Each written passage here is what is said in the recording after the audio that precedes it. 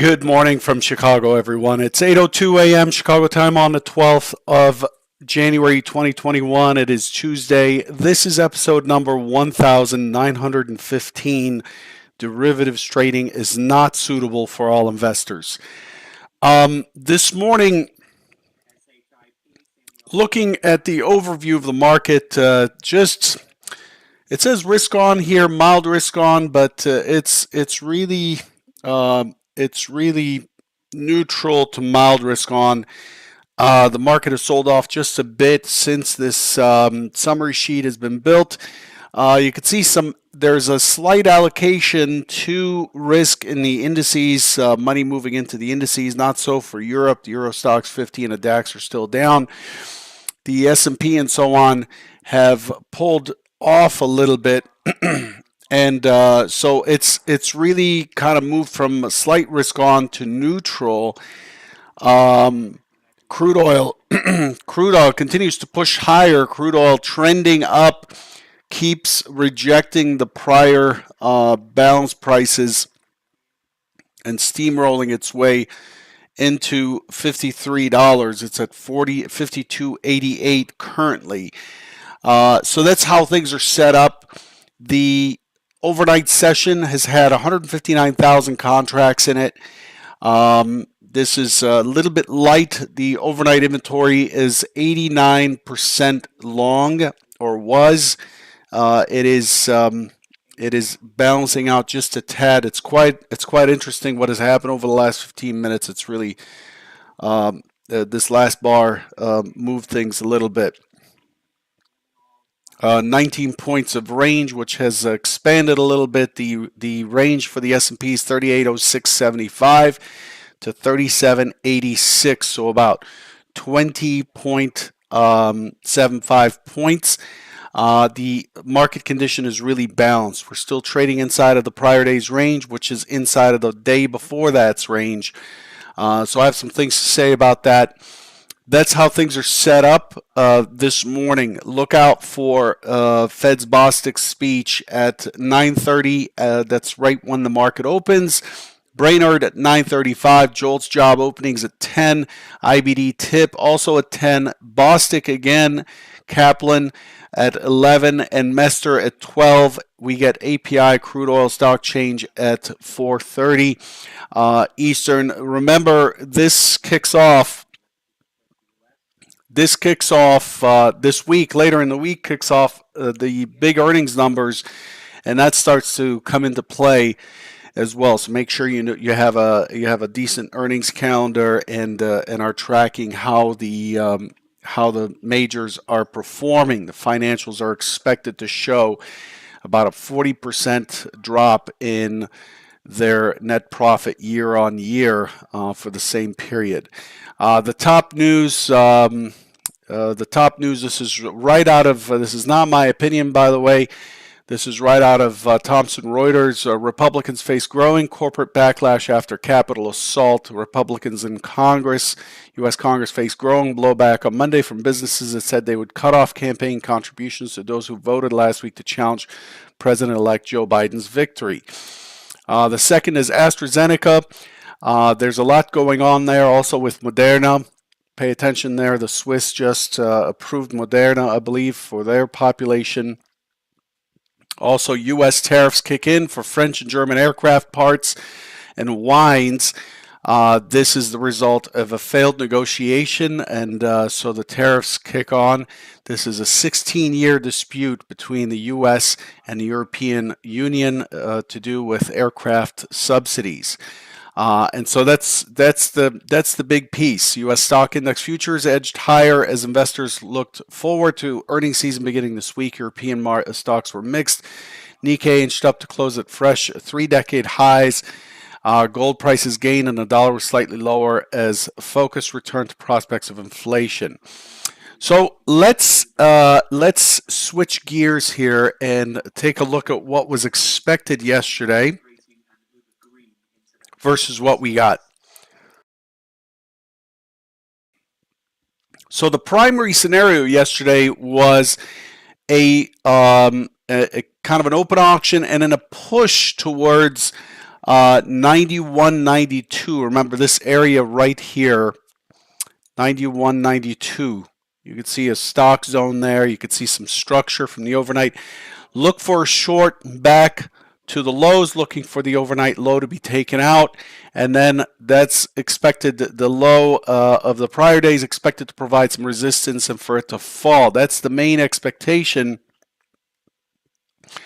That's the main expectation for yesterday's session. The second is a test below, get back above, wiggle at the 90.91, and then push back to 3,800.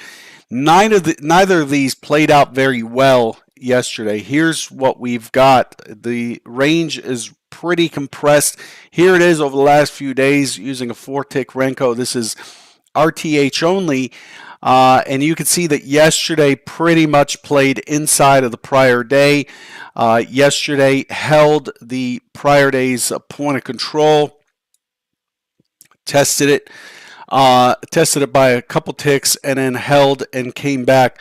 We did get a nice test immediately. This was a scenario 1 right here. A push into 91.92, come back, and then the expectation is it would explore lower prices, but it did not do so. Instead, it just kind of battled in the middle here and slowly walked itself out of the range. Not a fun day yesterday. Did not see a lot of opportunities. Some okay scalping.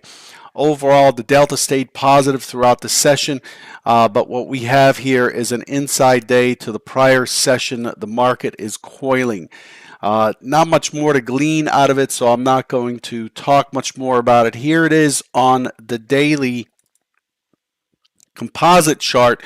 Essentially, what we did yesterday is we built a point of control on top of last week's point of control. What this is the market really compressing. So as I wrote in the Convergent Trading Head Trader channel, I said note today was an inside day. ES traded a lot between 3,800 and 3,790. We have a new MC point of control, 3,795. It looks to me like ES is coiled for a break potentially. This, as the market compresses in a tight range, generally the news comes in or something happens that causes the participants to revalue the equity, and then my expectation is it would fall back and retest this 37.53 and potentially walk itself all the way through to the prior MC point of control if it's sold off. It didn't yesterday. Again, yesterday inside days, you can see, to Friday, and didn't do much of anything, just coiled. But what it did is it coiled on top of the most accepted price of last week. Remember, these pink lines or the high volume nodes. See this kurtosis here, pretty good kurtosis, a lot of compression there in the value or the consolidation of volume around these prices in the 37.95 area. And yesterday we built a point of control on top of that. I think that's very important. Yesterday's volume point of control is at 37.94.50. This is significant in that it tells us that there may, not that there is, but there may be plenty of volume here to have a break away from here. And Tuesday being the most volatile day of the week statistically, going back, I believe, 2,500 sessions, again, past performance is not necessarily indicative of future results, but it's, to me, I would keep my eye out today for a push one direction or another. In either case, I expect the yesterday's high or low to be broken given yesterday's session. So look out for a break of 10.50, and the direction is buy side, looking for 24.50. For 24.50 or 23.25, the all-time high, and 24.50 for a push to 32, or a potential break of yesterday's low, which was 81. Then look for a breakdown into 53, 37.53. Before that, the day before that is 75. 81 to 75 to 53 would be the direction there. So that's what's cooking. Again, there's not too much going on here. It's a pretty kind of tame market right now. Here's what we did overnight: 168,000 contracts. Very balanced profile, really pretty much on top of the prior session's profile, the prior full session profile. Not much accomplished. As I look over into my overview chart, which actually I'll show you this, looks like this. This is an overview chart. You have the Russell, the Dow, oil, gold, and the 10-year. The other products I have separate charts for, but this is kind of gives me an idea of how the not only is price trending, but how is value trending as well. You can see that the 10-year is continuously falling in the futures, meaning yield is probably is moving higher there. Gold has given up some territory and has dropped and is just now falling as well. We have crude, which has been, as I said, here's a high volume node and value, and the next day it opens and it holds that as the low. This day value, and it traded mostly above. This day's value, it's holding that as a low. Crude in a clear uptrend. As we stand here. The Russell's been pretty strong, but it's correlating with the ES and the Dow. So overall, not much to add here other than to say that that something's brewing. We don't know what yet, but we have not given up much territory from the all-time high, which is right back here. So we haven't pulled back much at all. And if we break below, there's plenty for us to test. Again, if we break through the 81, looking for 75, 53 becomes a target, and then all the way down, likely to push all the way down to 28. Then below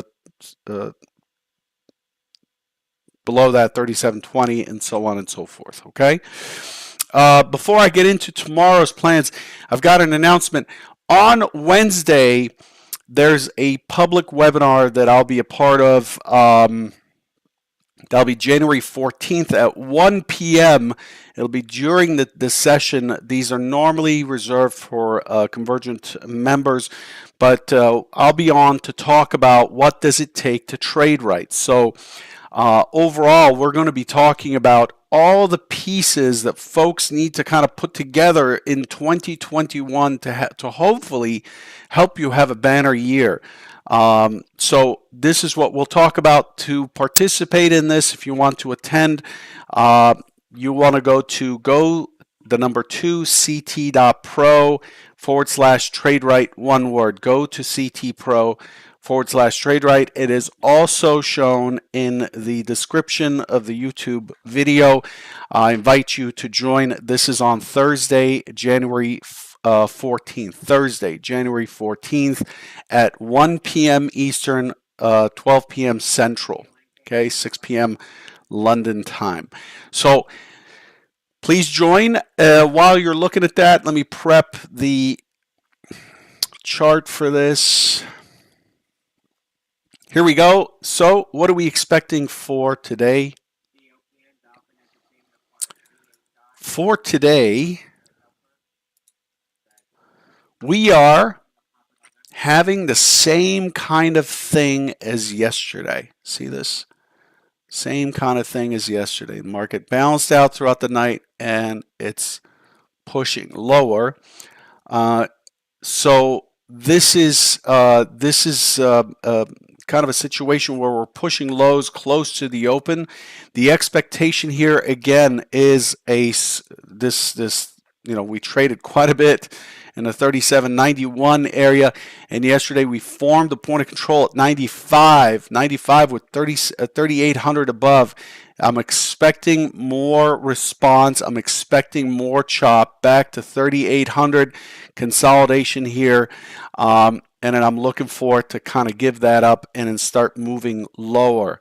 If it breaches, as it breaches the prior day's low, 37.81, looking for 37.75. And remember, we've coiled now enough that we may see some participation to the downside. The key areas to test below are, again, 75, 75, and then we push into 57. 57 becomes the next big area, and then the next big area is down here at 37.30. If you recall from last week, the 37.30.75 all the way through to the singles. These two things combined here. This is what this could be the extended target on the way down if we do not bounce at the 57. This is intended to be the 57 right here. That's scenario one. This is a scenario where the market tests up, finds sellers, and then let's go to the downside. Secondary open auction, squeezes below, pushes the overnight low, tests near yesterday's lows, and then impulse is up. So I'm looking for this impulse, and if it does, I'm looking for it to consolidate here at the 91.92 and then squeeze through and start attacking this this high that we put in last week, okay, the 23 area, 23.50 area. These are the two key scenarios. We are in balance. We're opening in range, in value of the prior session. We're opening right on top of the MC point of control. Expect some chop coming into the session, and that's that's what we're looking at coming into today. Today, I'm likely to be hands off until about 9 o'clock or so. When the numbers come out, 9 o'clock my time, 10 o'clock Eastern, when the numbers come out. But if something sets up against a key area, obviously I'd want to take it. But overall, I'm going to stand aside and let the market decide in this chop area which way it wants to go. Again, when the market's in balance, it is likely to whipsaw people. It'll likely squeeze just past the stop, come back, retest, test the other side, back and forth, and frustrate people, okay?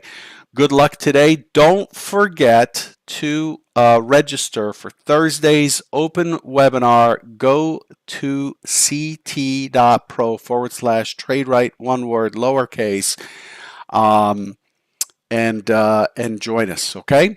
Take care, and I'll catch you tomorrow morning. Take care.